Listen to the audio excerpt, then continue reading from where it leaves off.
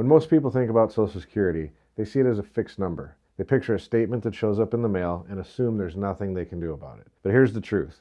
The way you plan for Social Security can have a major impact on how much you actually receive. I've met people who have left tens of thousands of dollars on the table, not because they made bad investments, but because they made quick decisions about how and when to take their benefits. The reality is, Social Security is one of the largest income sources for many retirees, and yet the rules are complex. The timing decisions can be confusing, and very few people take time to step back and think strategically. The good news? A few key choices can make a very big difference over your retirement years.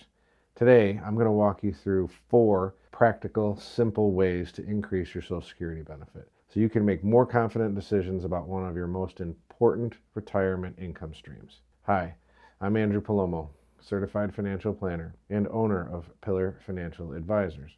On this channel, I share clear, practical strategies to help you work towards reducing taxes, preserving wealth, and retiring on your terms. If that sounds helpful, be sure to like this video, subscribe to the channel, and leave a comment with your questions about retirement.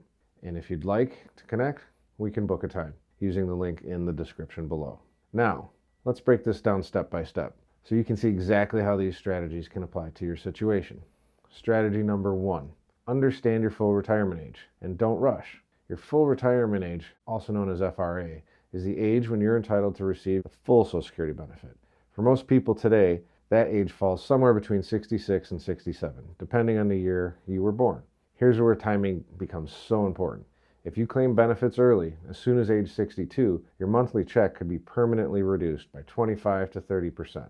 If you wait until FRA, you receive your full benefit, no subtractions. If you delay beyond FRA, every year you wait increases your benefit by about 8% per year up until age 70. This isn't just a short-term difference. It compounds over your entire retirement. Think of 2 62-year-olds. One claims benefits right away. The other waits until 70. The one who delays could end up with a benefit that's 70% larger for the rest of their life. Of course, there's no one-size-fits-all answer. If you have health issues, if you need income early, it can make sense to take it earlier. But if you can delay, if you can afford to delay, the long-term reward is significant. This leads to the next factor, your work history. Strategy number 2, keep working to boost your earnings record.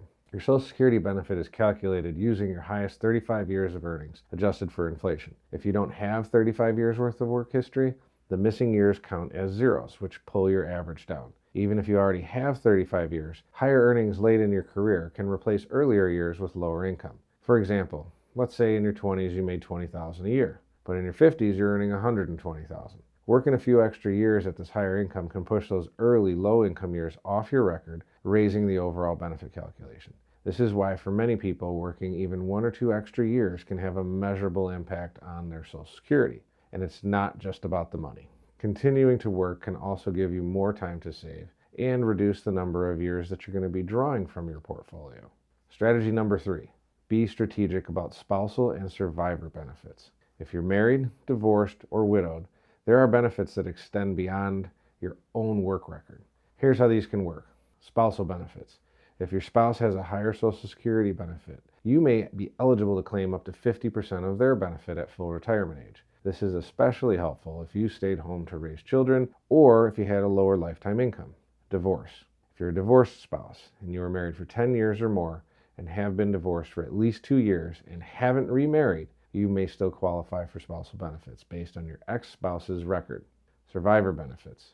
If your spouse passes away, you may be able to switch to a survivor benefit, which could be larger than what you would receive on your own record. The key here is timing and coordination. For example, sometimes it makes sense for the lower earning spouse to claim earlier while the higher earning spouse delays to age 70, locking in a larger survivor benefit for the rest of the entire household's life. These rules are detailed, and small timing mistakes can cost thousands of dollars over time. That's why reviewing this as part of your broader plan is so important. Strategy number 4, time your benefits to work with your overall plan. This is the strategy that ties everything together. Claiming Social Security isn't a decision you make in isolation. It needs to fit in with the rest of your income plan. Why?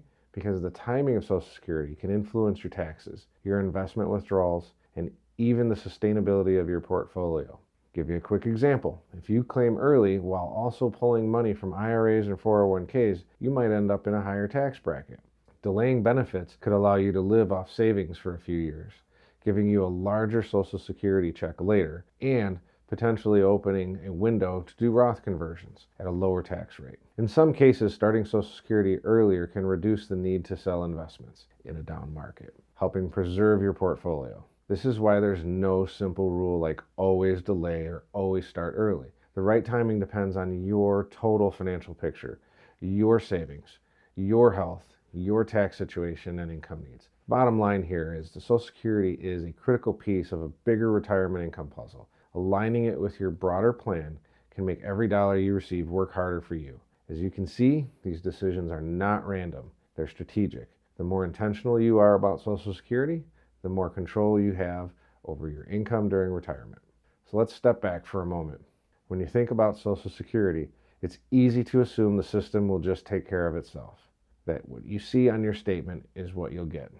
But what we've talked about here today shows that something very different is going on. The timing of your benefits, the decision to work a little longer, how you coordinate with a spouse, how these benefits fit into the rest of your retirement plan. These are not small details. They can change your income for the rest of your life. For some people, a few smart decisions can add up to tens of thousands of dollars over a 20 or 30-year retirement. This is why I believe Social Security is not just a form you file at age 62. It's part of your overall financial plan, and when you treat it that way, you create more flexibility, more confidence, and more control over your financial future. If you're approaching retirement and you're not sure when or how to start your Social Security benefits, that's exactly what I help people think through. If you found this video helpful, make sure to like it and share with a friend who's starting to plan for retirement, and subscribe to this channel for more strategies like this one. And if you want to talk about how Social Security decisions can fit into your bigger plan, click the link in the description below to schedule a conversation. We'd be happy to talk with you. The right timing decisions don't just happen on their own. Let's create a plan that helps your retirement income work as hard as you did to earn it in the first place.